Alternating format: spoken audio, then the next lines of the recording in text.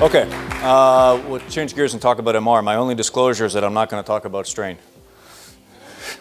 Not yet, but maybe I should after watching Tiffany's presentation. All right, so some of the challenges with the guidelines, and this is both challenges, maybe things that aren't in the guidelines, but things that the guidelines mentions, but really sort of limit some of our quantitation, or at least we have to be very focused on when we do quantitation. So this is sort of what I'm going to talk about, the concept of inconsistent MR. I want to mention MR after repair, talk about MR combined with other lesions, and talk about MR with LV dysfunction. I think these are sort of, at least in my mind, the top areas of challenge in applying guidelines. All right, so let's see if this guy plays. All right, so we're all familiar with this. This is, and we've been taught for many years not to rely exclusively on the color. And there are many reasons why. Obviously, we've got our representations. This is all one lesion, though, and depends which frame you take, which still image you present, and it's fraught with risk should you decide to quantitate a valve lesion based on the color alone. So really the approach to MR is to think about the mechanism and think about the timing, and finally to think about the quantitation. And all too often we skip all three. So this is a fascinating paper that I looked at many years ago. And this is out of England, but what they did was they looked at the intra-observer variability in grading MR severity, and they took seasoned interpreters, 12 of them, and they presented them with 72 images or clips, but interspersed among those 72 was the same clip 3 times. And what they were evaluating was whether if you preceded a clip with a bunch of milds, then showed a clip, or preceded a clip with a bunch of severes, then showed the clip, or just had it randomly, the preceding clips can actually influence very much your interpretation of a color clip. And they found, this is the clip, they sort of just showed this apical 4-chamber view of MR multiple times mixed in. And only one out of the 12 observers gave it the same grade every time they saw it. So it's fraught with difficulty and very difficult to reproduce the pure color interpretation. So let's look at a case here, which I think highlights one of the challenges. So this is a 61-year-old female. She referred for an outpatient TE prior to pulmonary vein ablation. She had had paroxysmal AFib for about 10 years, but over the last 6 months it had been getting worse. Frequent palpitations and fatigue, but no chest discomfort, no actual dyspnea. So this is sort of the first shot of her TE. And she clearly has a fairly myxomatous mitral valve. You really see big billowy Barlow's leaflets. In a biplane view, you see that it's really very extensive. It really involves all of the anterior and posterior leaflet, particularly seen here over here in the 3-chamber view with the anterior and posterior leaflet. And if we look in the off-fast 3D, you can see, and I think we sort of slow it down here. So in systole, you can see the aortic valve is clearly open. At this point in systole, which appears to be sort of near the end of systole, the mitral valve is open, so a big hole. But what this case illustrates is the importance of the timing of the event. So let's look at the color. I haven't shown you any color yet, but here it is. So if you're just looking at that, I would say there's a fairly large jet. At some point, it takes up a lot of the left atrium. But if I slow it down, and you ask yourself, when is this MR actually occurring? It's pretty late, and this is kind of classic for some forms of prolapse, that it really takes time for the prolapse to develop, or at least for the regurgitant defect to appear. So this is not a holosystolic event. This is really just an end systolic event. And in fact, if you're not sure, the CW can be very helpful. And we see our onset of QRS. There's really no effective MR for at least the first half of the systolic period. And then in the latter half, we see some MR. So this is one of the things that is called out in the guidelines, but I think it's something that needs more emphasis and a lot of our quantitation tools really depend on the assumption of a holosystolic event when it may not be the case. So again, it's sort of showing it differently. These are all systolic frames of the same patient. Obviously, if you only look at that one still image, you can get a very different interpretation of the MR severity. So it takes time to develop the defect. We've heard about the 3D Vena Contracta, and of course, this is the way that it's done. And you simply capture a color image, you bisect the narrowest portion of the jet just distal to the orifice. That's the long axis view, the narrow axis view, the en face view, which really the vena contracta area effectively also represents the regurgitant orifice area. And it's a huge value. It's 1.1 centimeters squared. And of course, guidelines tell us that greater than 0.4 is severe. So this is more than twice severe. This is almost 3 times the severe threshold. The challenge is it's a huge hole, but it's only at the very end of systole. So how do we quantify that? We could use a single frame PISA, basically the same issue. It's a single time point trying to do an evaluation. So do we send this patient for mitral valve repair surgery? Is there a better test to establish regurgitant volumes? And this is sort of a segue to the talk that Dr. Shaw is going to do, and this is exactly how we approach this type of lesion. Is we talk about doing an MRI at this point, something that is going to average several beats, give us an independent quantitation. And in fact, that's what happened in this case. The TEE reported moderate to severe bileaflet prolapse, cardiac MRI, in sinus rhythm at the time, regurgitant volume 64 mils, which would be considered severe, regurgitant fraction 45. So we're sort of straddling the cutoffs for moderate to severe, so it didn't really matter. She was symptomatic, and we sent her for repair. That's just an example of timing. The PISA method, I'm not going to go through this in detail. Everybody in this room should be familiar with this. One of the tricks that we talk about in the PISA method is, of course, following the units for those that are new to it and get somehow turned around. But the principal assumption of a hemispheric flow convergence is absolutely important for this PISA math. So you get the radius, you assume a hemisphere, and then you can develop the proximal surface area multiplied by the aliasing velocity to get the flow. Take that value and divide it by the peak regurgitant velocity to get the EROA, and then multiply the EROA by the distance the blood's traveled, area times distance equals volume. So that's the math. But here's an example in a functional case. So this is looking up from the LV up at the mitral valve. You see this sort of crescent-shaped regurgitant orifice. The aortic valve is open, the mitral valve is open. That's always a bad combination when they're both open. But this is another vena contracta. So there's the wide axis here, the narrower portion. So that's looking this way. The x-axis is looking now this way. The short axis right through the defect. On the color, it looks a little more crescentric. And you can get that. So that's the 3D vena contracta. But this is the 3D PISA. So there's your PISA. Now, if you were to do a standard PISA approach to this particular defect, you would end up estimating the flow convergence as a circle because a hemisphere can only derive a circle. So it's just an example of how one of the things that now is coming forth in the newest guideline is to recognize that the application of the tool depends on the mechanism. So when there's functional MR, the expectation is of a crescent-shaped defect. The application of PISA to a non-crescent-shaped defect is automatically going to be fraught with a challenge. Okay? So one of the things I also point out, the new guidelines are not just echo, they're echo and MRI. And that's sort of infused through the new guidelines is when it's appropriate to move from echo to MRI. And I think I mentioned earlier, but the new guidelines are written, they're getting approved by the board of directors of the ASE, and they should be published probably, I would say probably February of next year. Okay, so this is another area. It's quantifying MR after repair, whether it's a surgical repair, or in this case, MitraClip repair. And I'll show you some examples of where the challenges lie.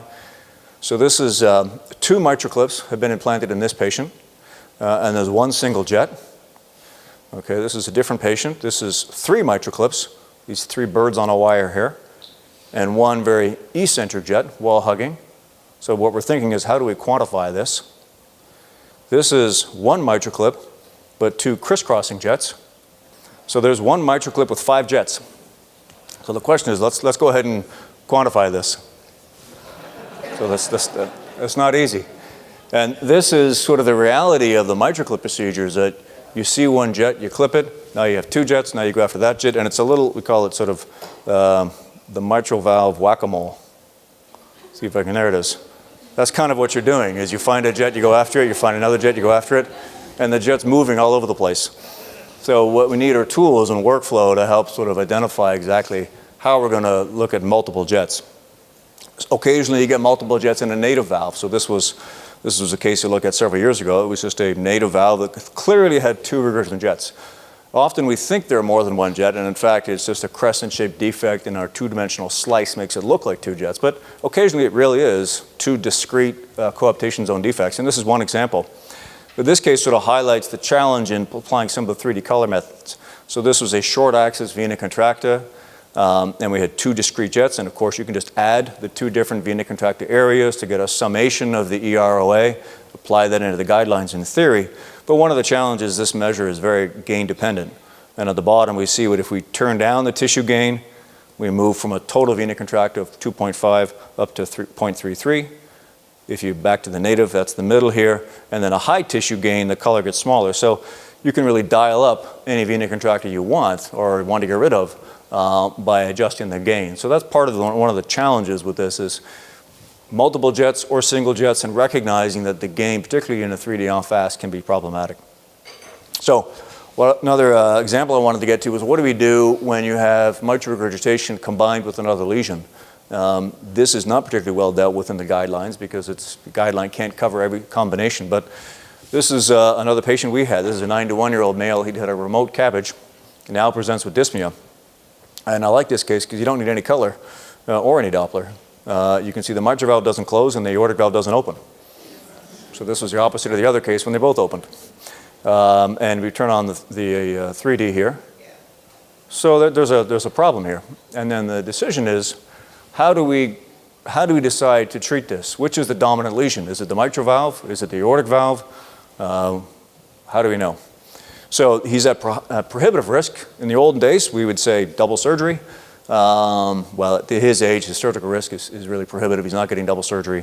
So we have treatment choices, TAVR first or MitraClip first, or both at the same time. Hard to know. So I think we probably have an answer as a program now, but when we first came across this case, we didn't know what to do. So we got a little more data. So this is the color, finally. We expected it to be severe, and it is. This is the systolic flow reversal within his pulmonary vein. We thought at that point, well, if we sort of relieve to some degree the LV systolic pressure, let's do an aortic balloon valvuloplasty. The mitral valve will probably get better. We'll take away that outflow obstruction, decrease the burden of systolic pressure in the mitral valve, and see if the MR gets better. We're smart people. We think that's going to happen. So we do a balloon valvuloplasty, and it actually worked fine. So after the balloon valvuloplasty, the MR got worse, substantially worse. And you can see that as evidenced by the worsening of the pulmonary vein systolic flow reversal. So in concept, the MR should have got better. In reality, it didn't. And part of that is the actual acute challenge of doing a valvuloplasty. You actually have to pace the heart while that's happening. The entire time the LV is filling up, it's getting volume extra overloaded and conceivably getting ischemic because you're not really perfusing it very well. So in the short term, it got a whole lot worse actually during an aortic valvuloplasty. So we thought, well, okay, MR is now worse. That means let's do MitraClip. And here's an example of the MitraClip going on. And this was a very successful MitraClip procedure in a single tissue bridge and a reduction of MR severity. And the patient got a little bit better, but came back and he sort of moved from class 4 heart failure to class 3 heart failure. And we looked again at his aortic valve now with the MR significantly improved. And of course the AS is also difficult to quantify because of the lost flow that goes into the LA. So one of the reasons for a low flow aortic stenosis is actually lost flow aortic stenosis where the flow just goes backwards. Even despite a normal LV stroke volume, the forward stroke volume is low. So the concept of lost flow exists. This is his CW, so this was determined low flow, low gradient, severe AS. And then we did a TAVR. And this is actually what happened. This is after MitraClip, before TAVR. There's his ventricle. And after TAVR, his LV improved. But more importantly, this sort of the marching along of his clinical status was with medical therapy. He moved from class 4 to 3. This was sort of extensive in-hospital diuresis with a with a balloon aortic valvuloplasty and a clip. He went to class 2, and then with a TAVR, he actually had the most durable and impressive improvement post-TAVR. So the point of this case was to illustrate some of the challenges with combined lesions, both in the quantification and knowing what to do. So the other thing I wanted to talk about was sort of the mechanism of MR. Examples, and this is now much more prevalent throughout the next guideline, is recognizing the etiology of the MR is really first step.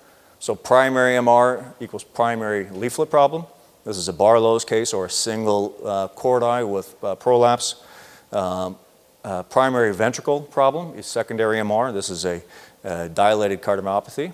Probably ischemic because there's a very asymmetric tethering with a completely restricted posterior leaflet here and a hooked anterior leaflet, and a pap muscle rupture, which is sort of the ultimate in secondary MR, depending whether you call the pap muscle mitral apparatus or ventricle. But then the reality is there's also a mixed disease where you can have both lumpy, bumpy, somewhat restricted leaflets with also a functional component. So not every patient is clearly one category or the other. Now these are the guidelines that have been around now for since 2003 rather, being replaced as I mentioned. We're not going to go through these in detail. There are these cutoffs which we're familiar with for severity. I just mentioned them. Greater than 0.4 for EROA, regurgitant volume greater than 50%, regurgitant volume greater than 60, regurgitant fraction greater than 50, EROA greater than 0.4. So this is the AHA guideline, which is largely a replication of the echo guideline that came out in 2014. And they basically just replicate all of the same values. So no real surprise on the AHA-ACC guideline for 2014. The controversy stemmed when they changed the guideline of quantitation for functional MR. And this is those guidelines. And really what they did here was they said the associated cardiac findings are simply regional wall motion abnormalities with reduced systolic function, not really defining what extent that was, or a dilated LV with primary myocardial disease. But importantly, they required EROA to greater than 0.2, so they halved it, and the regurgitant volume greater than 30 mils. Now, the regurgitant fraction, interestingly, stayed the same. That's because really this amount of valve defect is in theory indexed to that ventricular function. So the regurgitant fraction stayed the same at 50, but the volume threshold dropped and the whole size dropped. A lot of discussion and challenge with this guideline because we all know that these measures aren't entirely easily reproducible, and that's a very small margin of error. And almost anybody, if you measure the PISA slightly off, or you do the Vena Contracta slightly off, or you measure anything wrong, it's easy to cross that threshold of 0.2 as an EROA. So what I'm getting at is the next version of the ASE guidelines. I'll look at this a little bit differently. This is not the final version of what's in the guidelines. It's very close to it. This is a preliminary version, so this is not breaking any kind of embargo. But this is basically the flow that is now going to be in the guidelines. So first question is you look at the color, which is fine. And then you ask, are any of the features that indicate very clearly that the valve is severe? So these would be features like a flail leaflet, a vena contracta greater than 0.7 centimeters, or a VCA over 0.5, a PISA radius of greater than 1, a central jet greater than 50% of the LA, pulmonary vein flow reversal, or a mitral E wave greater than 1.3. So if you have 4 of those things, you're severe, take it to the bank, you're done, no further quantitation required. On the contrary, if you have greater than 4 of these indicators, it says it's a very mild lesion, which is a small narrow jet, a VCA of 3 millimeters or less, a PISA radius of less than 0.5, an A-wave dominant inflow, an incomplete or very soft CW, and importantly, normal LA and LV size. If you've got 4 of those things, it's mild and you're done. So the challenge is all this stuff in the middle. When you don't have the quantitation of either of those extremes, that's where you're supposed to do the math and determine the EROA. Now, at the end of doing all the math, which we don't have time for today, there's 4 bins where we end up. Mild, moderate, moderately severe or moderate to severe, and ultimately severe. And importantly, this flowchart does not say at the beginning, at the top, primary MR or functional MR. This is sort of all comers. And that sounds completely indifferent to the AHA-ACC guidelines, except for there's the caveats, and that's where the caveats come in. So the caveats are these little flags of caution. So the caution over here to determine severe is down here. Beware of overestimation of MR for single frame methods, like the case I showed you at the beginning where it was just an end systolic event. So that'd be a big caution not to just go down this pathway in isolation. Cautions over here on determining mild. Beware of underestimation of the severity if it's a very eccentric jet. Cautions in the quantitation up here. Again, all of these EROA values assume a holosystolic. Now we have very smart software that will actually average these measures over the entire systolic phase. So that's a solution to this problem. And then finally, and this is the important one as it pertains to the ventricular function, is for secondary MR, moderate or moderately severe MR can be associated with a poor clinical prognosis. So the stance they're then taking is that even if the flow abnormality is in the moderate range, according to this chart, the clinical impact for somebody who has a poor LV may be important. So we're trying to tease apart the clinical impact of severity versus the flow abnormality severity. And in a couple of months, you're going to have all kinds of time to read over these in detail and see all the editorials that are generated by this. So the approach to MR is really what is the mechanism of MR? What's the consequence of MR? And that simply means LA size, LV size, pulmonary pressures, and rhythm. Is severe MR present? So that's when you apply the quantitation. And then finally, the thing we can't forget to do is to really, is it time for a valve intervention? And how do we provide our surgeons or interventionalists with enough data to ensure a 95% success if they're going to repair? Now, I was also tasked to talk about chronic TR. We don't really have the time for that in detail, but I'll show you again just this one table that's going to be replicated very close to this final version in the guideline. The important thing to recognize, although the EROA is the same as the mitral at 0.4 EROA, the regurgitant volume required to call it severe is only 45 mils. Now, I think even this, by the time it comes out, will be somewhat dated already because we're having collectively a very early experience with tricuspid valve interventions. And our personal experience is, these arbitrary bins of mild, moderate to severe, and severe may not really do justice to the ability to intervene. For example, we recently had a MitraClip case we performed in the tricuspid position, and the patient probably had 6+ TR. I mean, really severe, very long procedure, somewhat unsatisfying. Looked good on fluoroscopy because the clip was stuck to something. On echo, it didn't look great because there was still a ton of TR when we were done. Yet in 7 days, the patient lost 30 pounds of fluid and had an enormous clinical response. So it could well be that we should have 10 grades of TR because we're starting to learn that a significant volume reduction within the range of severe still may be clinically very impactful. So I think the story on TR is very rapidly changing. Just had TCT meeting in Washington this week, and there was a lot of discussion and controversy and presentation around the new tricuspid valve interventions, various different techniques and methods. But most of them were underwhelming echo features, but very impressive clinical features. So TR is a different bag. It's very different than the mitral, and I think there's lots of challenges still there. So what I wanted to show you was, at least my sort of top 4 for guideline challenges and things to call out are the challenges with inconsistent regurgitation. That means basically not holosystolic, regurgitation after repair, associated with other lesions, and with either RV or LV dysfunction. I'll stop there. Thank you very much.